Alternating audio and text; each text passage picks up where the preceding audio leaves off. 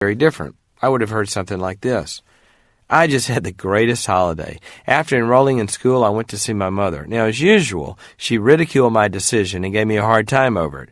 Now, in the old days, I always wished for her to be supportive, and when she wasn't, I was always hurt and deflated. But now, instead of thinking that she should have been something she's not, I got my support from friends who were able to give it before I visited my mother. So I didn't need to look to her for it. Instead, I was able just to be with her and love her as she is. I accepted her for who she is with her limitations, and I actually enjoyed her in the visit. As a result, I didn't give her the power over my life that she used to have. It turned out to be a great holiday. That, by the way, is an actual conversation I had with a real person who is the kind who takes ownership of her life. As a result, she is able to live and love in the way that God does, accepting people for who they are and reality for what it is. That's the only way to deal with life effectively. The big lesson here is this: deal with life as it is. Do not get stuck in protesting reality for what it ought to be. If you give up the demand that life and the people in it be something other than what they are, you will find creative solutions to every difficult situation, and you will be a more loving person. And before you get pessimistic that the person you care about can never change, that is not what we are saying. We'll have more to say later about how you can be an influence for change with people you love. But first, you must take ownership for your own situation, whatever it is. If your difficulty is a non-supportive husband or wife, accept the reality of the problem and take ownership of dealing with it. Then and only then will you be able to find the best solution. If you just remain stuck and complain that he or she ought to be different, and you remain powerless and miserable until that person changes, then you are stuck in a prison. Take back the power. You can be free from whatever situation surrounds you to the degree that you are willing to take responsibility and ownership for it, even if it's not your fault.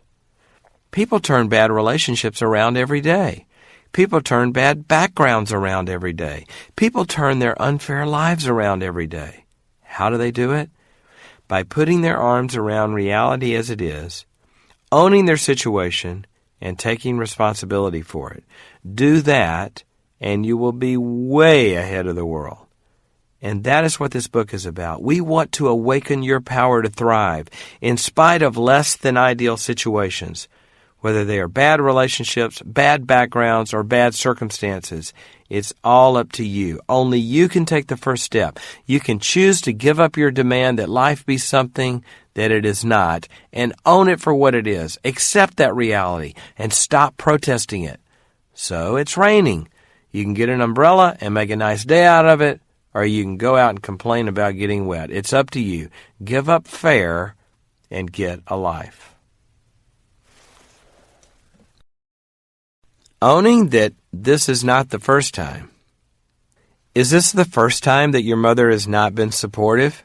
I asked the caller. Is this the first time that you've dated someone who's not been able to connect?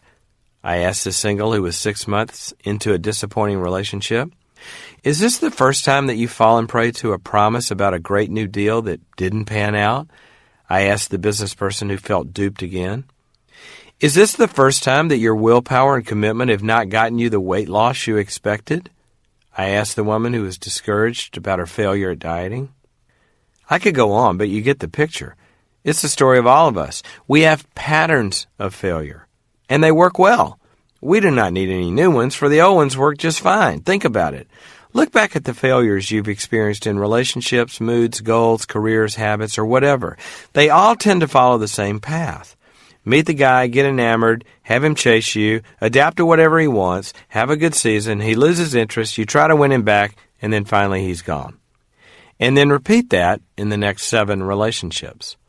Or experience a strong desire for a certain relationship, have it disappointed, have the argument, get stuck in the conflict, become estranged, come back together, and not resolve it, and wait for the next go-round.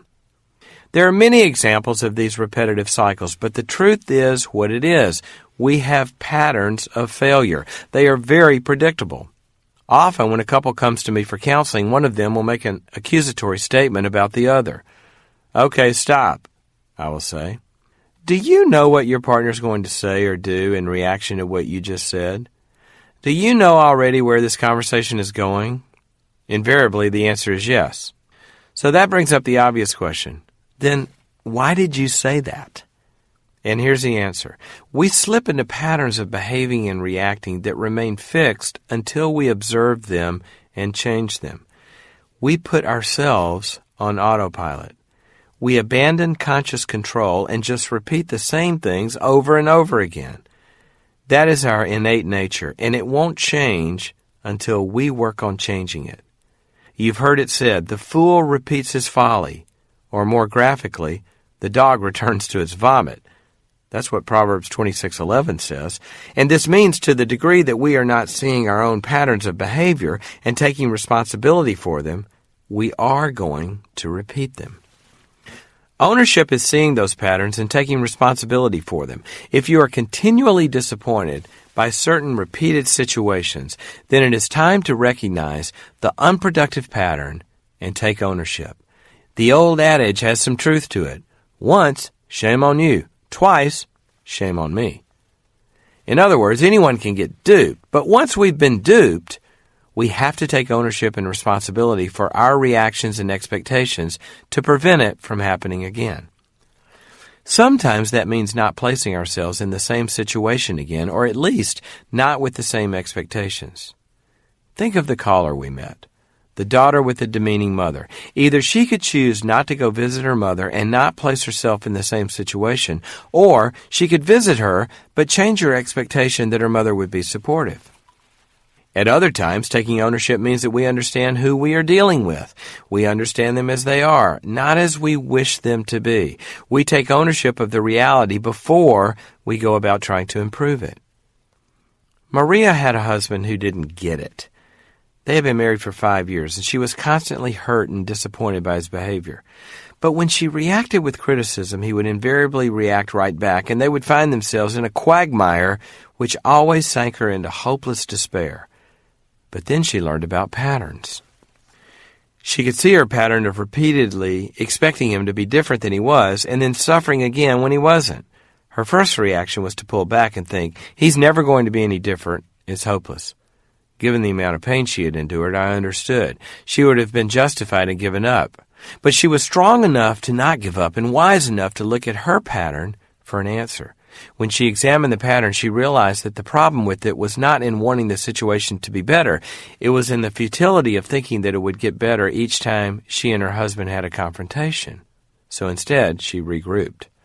Since Maria's husband was open to change, although slow at bringing it about, she decided to stop the old pattern and try something different.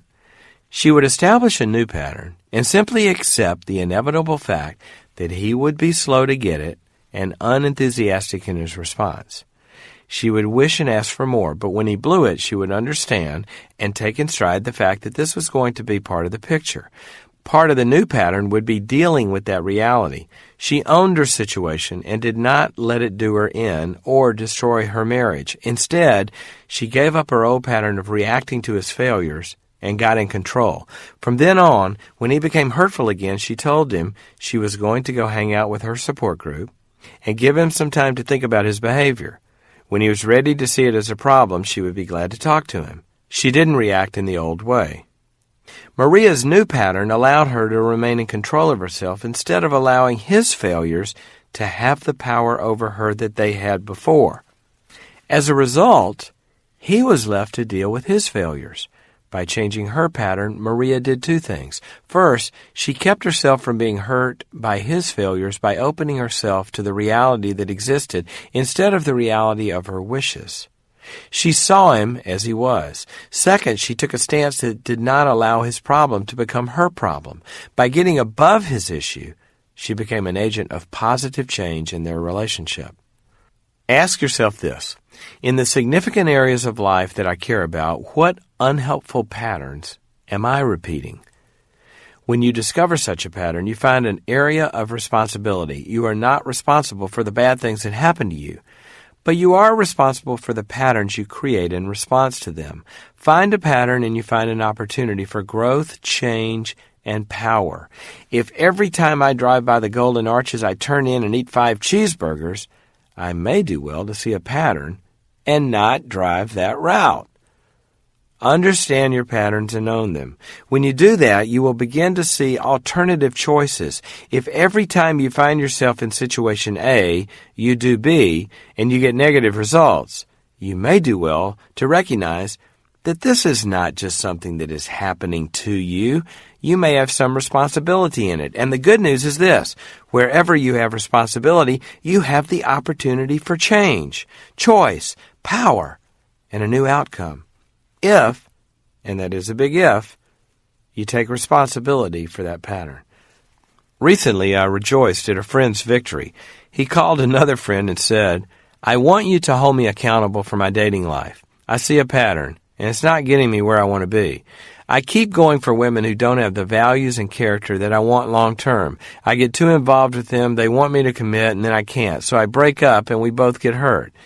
I want to stop doing that. I want to get in a relationship with a woman who shares my values." When I heard that, I had hope for my friend for the first time in 4 years. Finally, he sees the pattern. My guess is, by this time next year, he will be in a relationship with a woman who shares his values. So find your pattern. We all have them in the areas where we are stuck. The person whose willpower repeatedly fails to keep her from succumbing to the golden arches is no different than the one who keeps getting hurt by a critical mother she continually thinks will be different, or the person who thinks the next impulsive scheme is going to work when the 10 before did not. See the pattern, and you will discover the place to change your life. The real diversion. Why do we blame others or circumstances for what happens to us? There are lots of reasons. We will go into more of them later, but one that we want to consider here is diversion.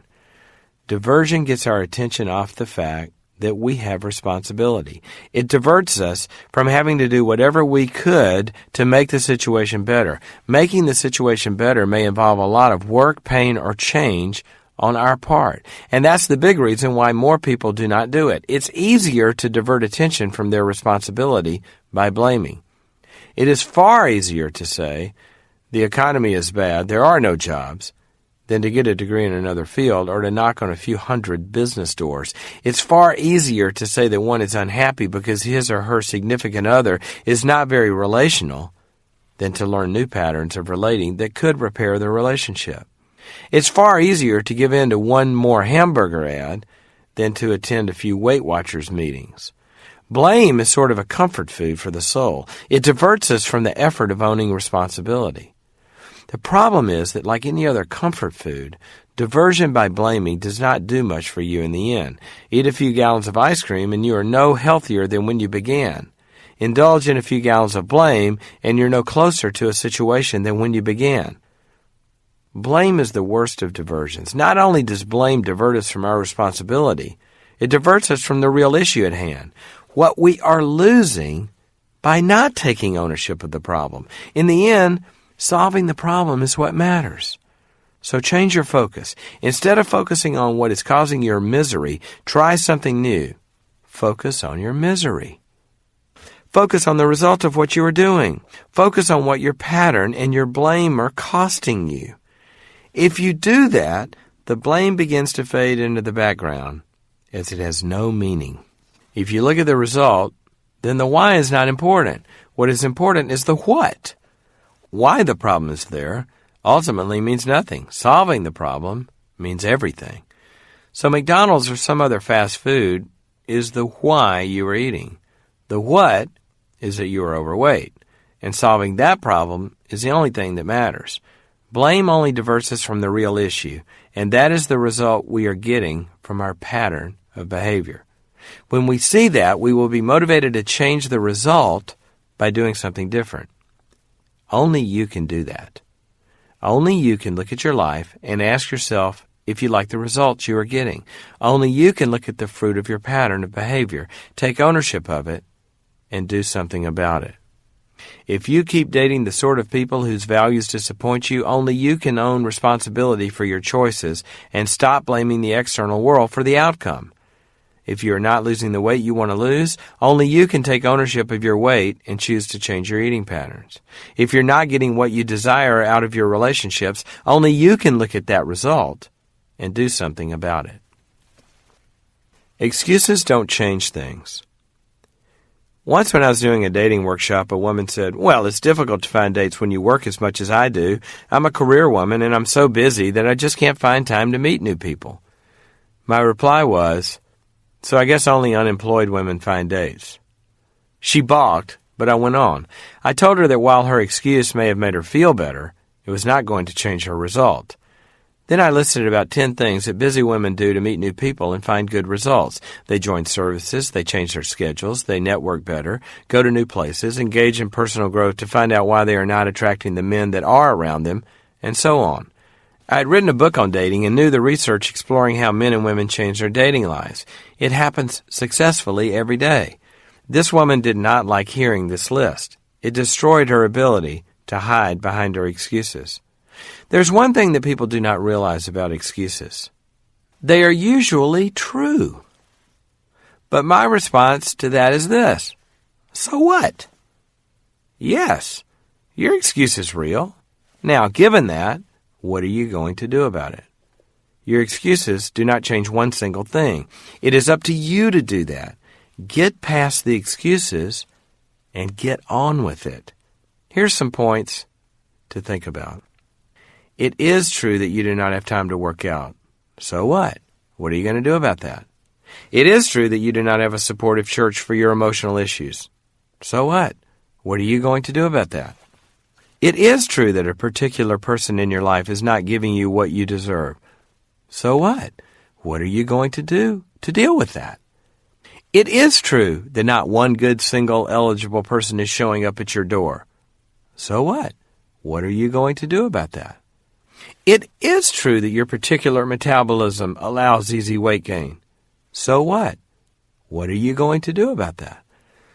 Remember, in the parable of the talents, the one with no result had a good excuse. He did not have a lot to begin with, and according to him, his master was a tough sell. But God comes along and says, so what? You should have faced that reality and done something with it. The good news is this: you can. You can do something with your reality. Taking ownership and responsibility for your life does not mean that you have to fix it alone. God will be with you and will work miracles. He is a God who answers. He is a God who parts the Red Sea and feeds thousands out of a few fishes and loaves. But He also asks us to own our responsibility, to name the animals, to dig our talent out of the ground, and to make difficult relationships work. He invites us to do that. And if we do, He will do the things that we are unable to do. But He won't do the things that we can do for ourselves. That is the created order. God will do the God things, and we have to do the people things. And here's even more good news.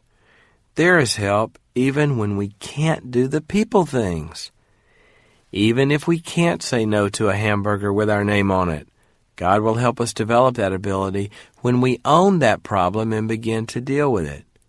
He does not think that we are going to be able to do things we can't do. Addicts who admit their powerlessness as the first step know this well. But when we can't do